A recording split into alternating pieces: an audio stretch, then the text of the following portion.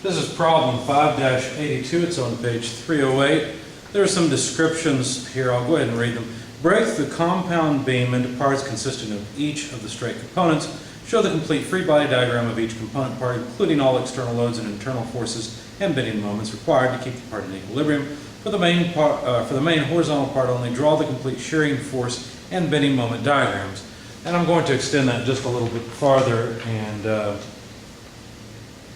well, actually, no, I'm going to do exactly that because there's nothing particularly interesting about the shear or moment diagram in terms of the equations for the different segments, so I won't bother with that part.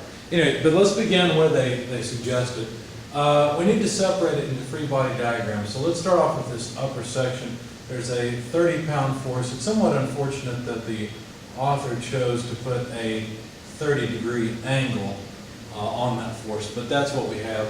Obviously, there'd have to be an equal and opposite force, and you should realize that the components in the x direction of these two forces are what will cause a couple. Anyway, let's not get too far ahead of ourselves. Let's start off by realizing there will be a py and a px component to the load. I guess we'd call it p instead of 30 pounds. It doesn't really matter.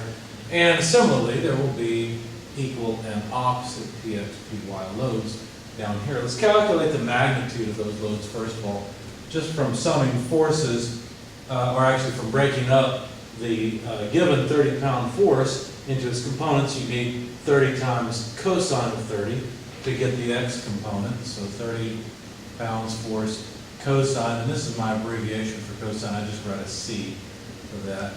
When you do it, you find that this is about 25.98 pounds force.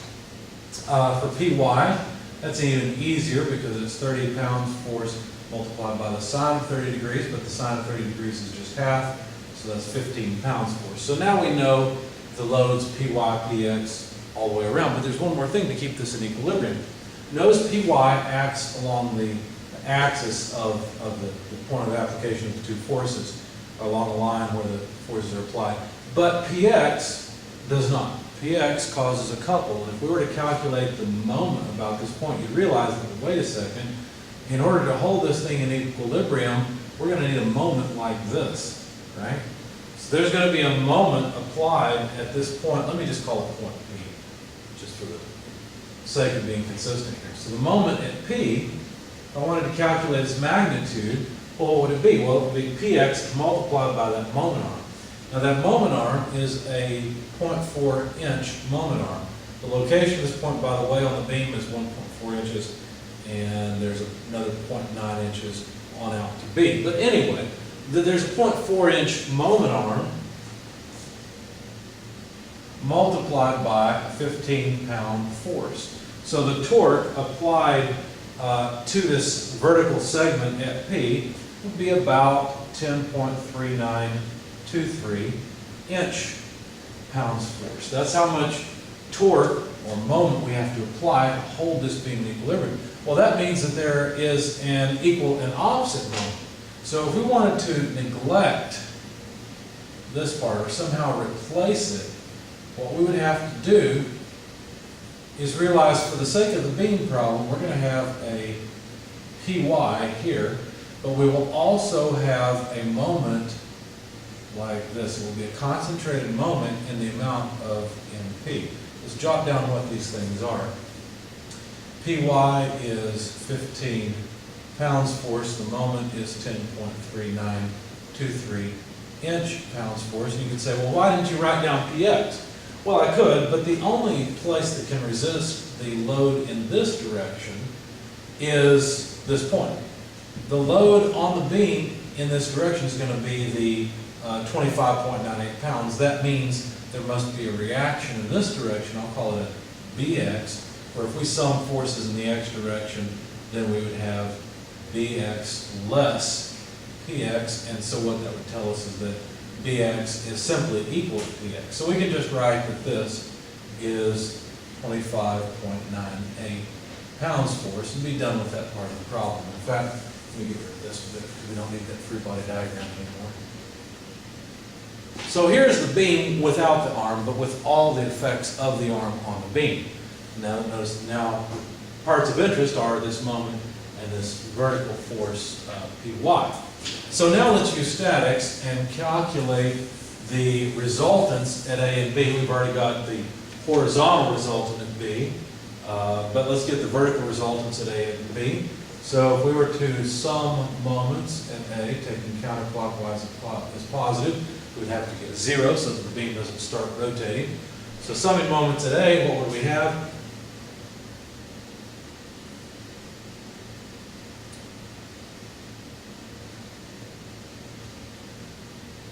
We would have, I realize I may have made a mistake. Let me not use this solution I made, and I'll just calculate it in front of you. I've got my calculator, so I should be able to do it now.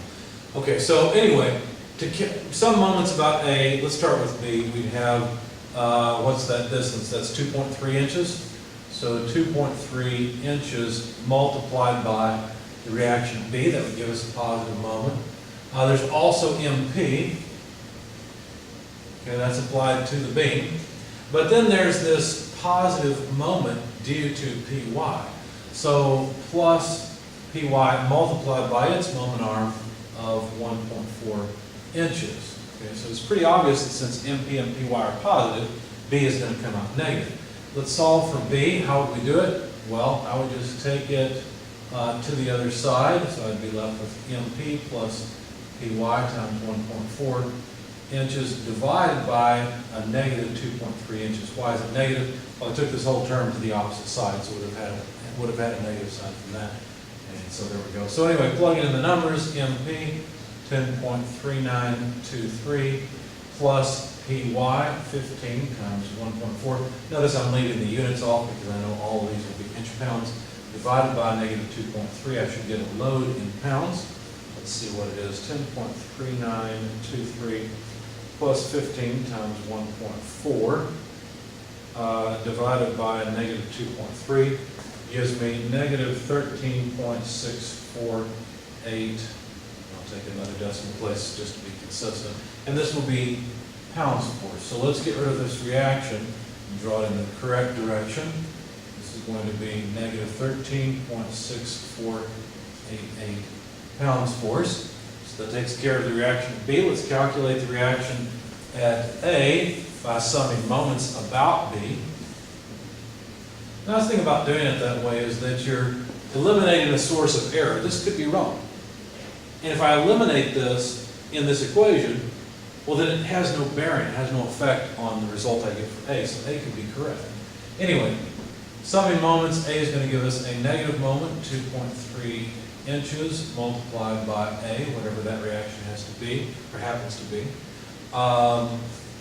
plus the moment at P, okay, because that's giving us a positive moment. Py would give a negative moment, so negative Py times 0.9 inches, and I think that's everything. Notice that this horizontal force doesn't come into play because it passes through both A and B. So that's not really of interest. Let's make sure, yeah, so I've got the correct signs for Py and P, as well as for A. So now let's solve for A. The reaction at A, if I move this to the other side, it will become positive. So we get MP less Py times 0.9 divided by 2.3. Of course, MP has units of inch-pounds. Py is pounds, 0.9 is inches, this is inches, so we're going to end up with a load in pounds at A. Anyway, MP is 10.3923 minus Py, 15 pounds times 0.9 divided by 2.3. Let's plug that in our calculator and see what we get. 3923 less 15 times 0.9 equals divided by 2.3. Let's see, yeah, so A comes out, I'll just write it over here, to a negative 1.3512 or so. It was 117, but I rounded it properly, and that's pounds force. Now hopefully these two sum to 15 pounds. Let's see, minus 13.6488. Yeah, 15 pounds. So these two balance this force. Okay. Let me see, is that what I got before? Yes, so I did it right. Okay. I went a slightly different way. I didn't separate off the vertical section. And so the solution, if you look it up later, may end up being a little more confusing than what I've done here. I think this is probably a bit clearer. All right, so anyway, just continuing with the solution on the board. Let's see, the shear is not in inches. The shear is a function of where we are on the beam, but the shear will be in pounds force. And let's see, we should end up with a pretty easy diagram to draw. Here's the position in inches. Notice that the shear, or that the force, I shouldn't have attached that negative sign since I drew the arrow downward. Notice that the shear force, if we were to cut the beam here to keep this little segment in equilibrium, the shear force would have to be in the negative direction. And so at x equals 0, the shear force will have to be a negative 1.3512 pounds force. It's going to be down here. And that shear force is constant all the way until we get to this point. Notice the moment, the effect of this moment is already taken into account by the reaction. So we don't have to worry about it when we're drawing the shear diagram. Okay, at this point, the load of 15 pounds is going to move the shear to the opposite side in the opposite direction and up to a value, let's just do it this way, up to a value of 13.6488, because if you take 15 and subtract 1.3512, this is what you find. And it's not really a surprise since that's the shear load, or the reaction load at the end, brings us back down to the graph. Now, the moment diagram is a little bit different. Notice that there's a concentrated moment applied here. And so we have to think carefully. In fact, I'd like to erase this part and discuss it with you so that the signs make sense. So here we are. There's the little segment with 1.3512. We're looking at a free body. And it's not a surprise that the shear is in this direction. We've already determined that. But notice that the moment at this point, the moment which drawn positive this direction, would actually have to be in the opposite direction, right? If I had a small segment like this and had two people applying force, the thing would rotate this way. So you actually have to apply a negative moment, or the beam material has to apply that negative moment in order to keep things in equilibrium. So the moment's going to begin at 0, of course, because of the 0 length, there's no need for a moment, but as you move out, notice that the moment is going to go down. So the moment starts at 0, but will tend downward. Okay, oops. 0 points here. The 0 and x is here. So it will go down, and basically all it's doing is adding up this area. Now this area is going to be the height, 1.3512 negative, multiplied by the distance of 1.4 inches. When you multiply those two things together, I guess I'll just do it here on my calculator. 1.4 times 1.3512. This comes down to 1.8917 or so inch-pounds force, and it's negative, it's on the lower side, the underside of the x-axis. And then we get to add positive area. Now wait, before we add this positive area, notice there is this concentrated moment applied. Now, this is the part where I want to discuss the signs so that it's very clear. We're moving along, right? We come just before point P. The shear is still 1.3512, but now the moment, if I draw it in this direction, that moment is negative 1.8917. Okay? Now, when we move just to the right, we already know what's going to happen to the shear. So forget the 15-pound load for now, that doesn't matter. What matters is now we're just to the right of P, so now P is here, and now there's this extra moment applied. Okay? So before, we were actually applying a moment in the material of 1.8917. Well, now that there's this extra moment really trying to twist this thing this way, we've got to yank a lot harder. Does that make sense? In other words, it's going to be 1.8917 plus this 10.39.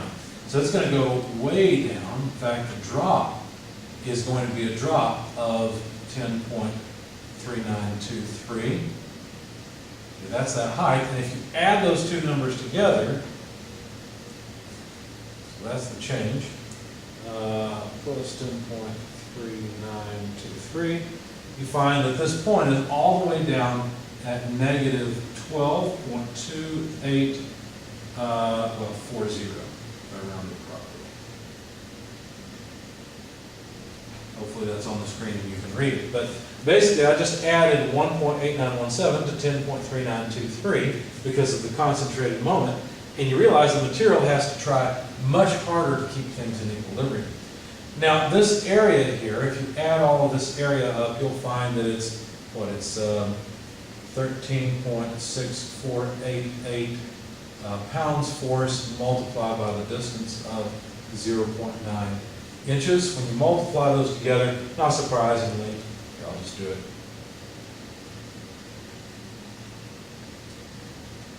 You get 12.2839. So essentially the same thing. It's just round off error at that point.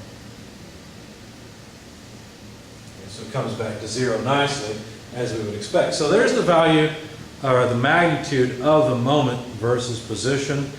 And that's really all we need to say, because describing the shear is very easy. It's right here. Describing the shear on either side of P is easy. Describing the moment is easy. These are just straight lines. If you really needed to know the moment at any other point in the beam, you could calculate it easily. You just need the equation of the straight line from here to here, or from here to here. That's pretty trivial to get, so I won't bother you with it.